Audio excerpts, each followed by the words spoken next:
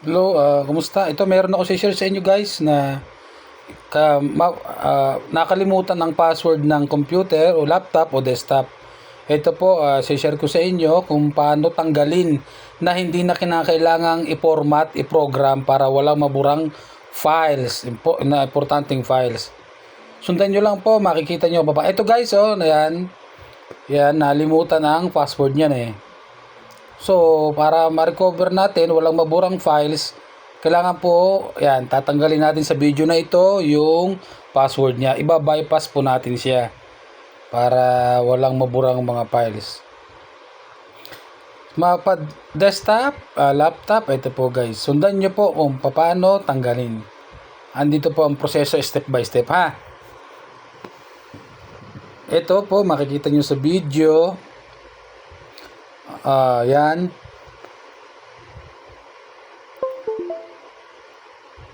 I-zoom nyo na lang po kung medyo maliit ang ano ang pag ano ko sa video, zoom nyo na lang po. Yan. Yan dito guys, ito yung USB ko guys na ginamit pang tanggal. Okay? Yang local disk E. Yan, yung ISEEPWD. Okay? Kung ang kailangan po ay yung naka-compatible siya sa NTFS format ang USB nyo. Kung naka FAT32, i-format nyo po siya ng NTFS format. Bakit po? Para basahin siya ng computer. Okay? Yan. Yan guys, yon. Lagay ko siya sa NTFS format. Importante po yan. Huwag po nyong kalilimutan yan. Okay? Kailangan compatible po siya. Tapos, pag na po, yan. Okay. Sundan nyo lang po. Ito, malaking tulong to para sa inyo pag may sarili kayong laptop, desktop. Yan to po, pag nalimutan ng password yun, ako, malaking tulong to sa inyo. Yan, dapat guys, meron kayong RAR extractor, WinRAR, yan, zip file, yan. Dapat po, ang gamit ko po dyan ay WinRAR extractor. Naka-download naman po niyan sa Google. Downloadin nyo na lang para ma-extract ang files. Yan pong application na yan ang magtatanggal, magbabypass sa password. Yan po ay password protected guys. Mag-PM na lang kayo sa akin tungkol sa password para mabuksan nyo ang files. Opo, magbibigay po ako ng link para doon kayo mag-PM sa akin o yung website mismo doon ko lalagay. Okay?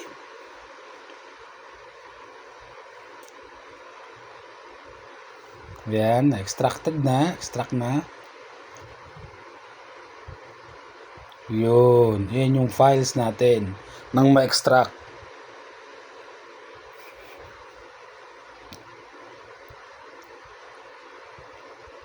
Naku, malaking tulong po sa inyo to guys. Sundan nyo lang po step by step, makukuha nyo kung paano gawin. Para walang maburang important files, videos, picture, yan. Malaking tulong to para sa inyo guys. Yan ang laman niya. Pagka nabuksan mo na yung folder, una nyo mong i-install dyan yung setup. Yan, yung setup muna, install nyo yan. Tapos, pagka-install nyo na, may serial dyan. Ano yung serial? Yan yung para maging activate na siya na pro. Okay? Para maging pro na siya. Hindi na siya trial. Pro na siya. Okay? Yan. Yan, siyempre, yan. I-install ko po yan dyan para makita nyo. Okay.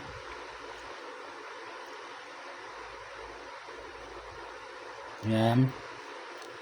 Check nyo yung yung create desktop shortcut. Check nyo yan para magkaroon ng icons sa desktop nyo na apps.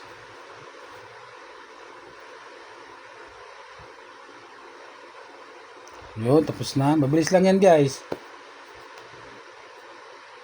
Guys, yung USB nyo, kahit ano po, kahit 2 gig lang, pwede na. 2 gig, 4 gig, 8 gig, 8 gig, sobrang laki na po nun. Kahit 2 gig lang, pwede na.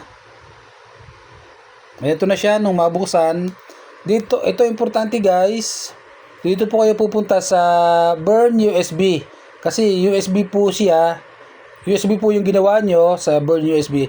Diyan po sa baba kayo magse-select. Ang taas kasi niyan yung CD o disk sa USB tayo, USB. Yan, diyan sa baba. Pag nakagawa na kayo, USB, salpakin nyo na doon sa computer nyo, tapos burn na. Yan. Magki-create na po siya ng image para makagawa ng ng pang-bypass sa password.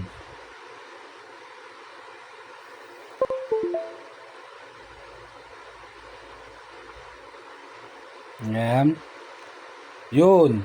Binasa na yung aking USB 8 gig po yan sa akin. Pero pwede naman po yung 2 gig. Pwede na kasi malit lang naman ang files na yan. Yun.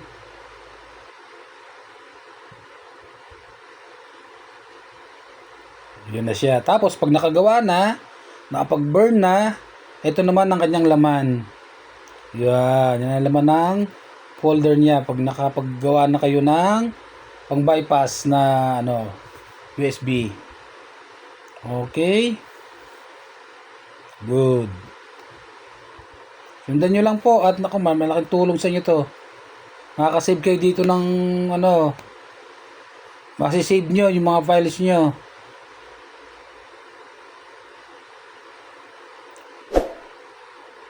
Yan. Salamat po sa subscribe, sir, ma'am, sa aking munting channel. Thank you po. Ito na guys. Ito importante din guys. Pag nakagawa na kayo ng USB, punta kayo siyempre sa BIOS settings. Ayan, nakasalpak yung USB ko. Pupunta kayo sa boot option. Ayan, boot option. Yan ang kailangan guys para mabasa ng computer nyo. Yan, ilagay nyo po sa first priority ang USB, kaunahan po. Yan, kaunahan. Bakit kaunahan? Para pagka nag-restart ang computer, automatic po mababasa kagad siya. Okay? Kasi naka first boot priority siya. Tapos F10, save and exit na. Yan po ha, huwag niyong kalilimutan. Kailangan first priority siya, kaunahan, number 1 siya. Ayan na, ayan na ha. Save and exit. Yun. Tapos magre-restart, ito na po ang lalabas sa kanya. After restart niya, nakapagawa na kayo ng image. Ayan. Guys, makikita nyo, nakalock pa sila dyan. No? 3 account yan na nakalock. Ayan po, yung pangalan, Princess Joanne. Yan ang kailangan matanggal. Kasi nakalimutan ng password niyan. Yung guest account at saka yung administrator account. Lahat ng yan ay bypass natin, tatanggalin natin yan. Ang operating system pala niyan ay Windows 8.1. Okay. Pwede siya sa Windows 7, Windows 8, Windows 10. Okay, yan. Yan naka Windows 8 siya, Windows 8. Sa Windows 11, pwede rin to. Yan, nakalock pa siya guys. 3 account yan. Panoorin nyo lang po kung paano tanggalin. Ang laking tulong nitong nung apps na to, pang tanggal. Okay, yun. Yung yellow na yan, remove password yan. Nakalagay dyan. Inegis ko lang yon pero remove po yun. I-remove ko yun mamaya, pero natanggal na siya.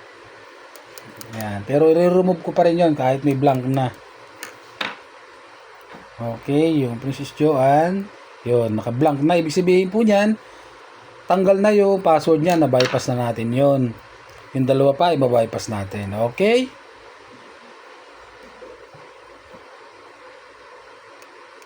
Yan, nakalock pa siya, yung guess. Okay. Remove password, then yes.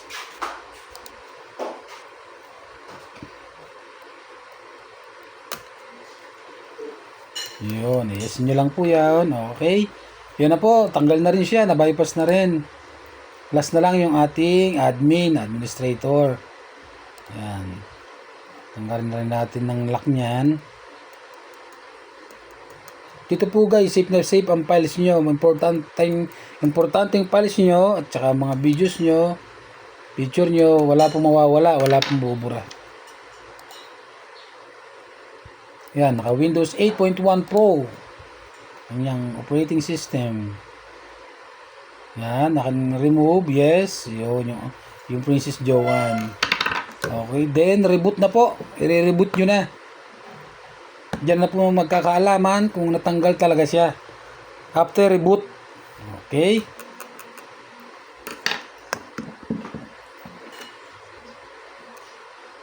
Reboot na natin ang unit. Pag na-reboot po yan, diretso na siya sa main screen. Dapat, welcome na ang nakalagay sa kanya. Wala nang password dapat. Dapat diretso na siya. Yun.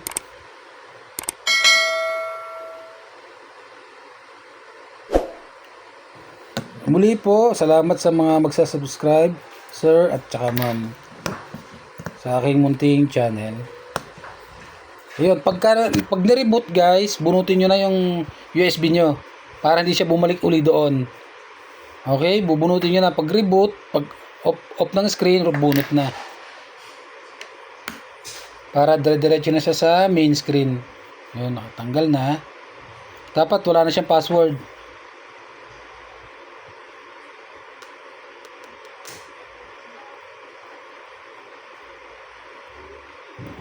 Yun guys, oh. Naka-welcome na siya. Ibig sabihin po na bypass na natin ang kanyang password. Yun. Malaking tulong po ito sa inyo guys. Kung kayo halimbawa nakakalimutan ang password nyo, laptop nyo, desktop nyo, ito po ang step by step ninyo.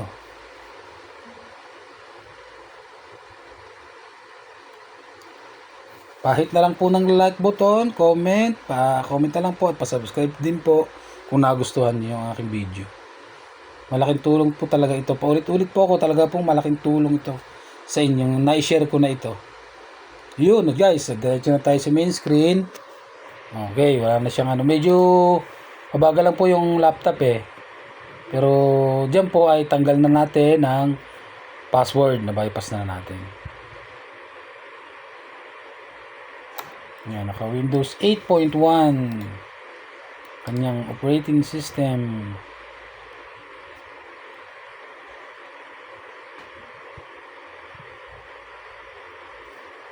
Okay. Yun na, medyo mabagal lang ang ating laptop. Pero okay lang po yan dahil ang ating main purpose ay ma-bypass natin ang password para walang maburang files. Ayun, yun na guys, okay na po. Yun, tanggal na natin ang password. Na-bypass na natin. Okay.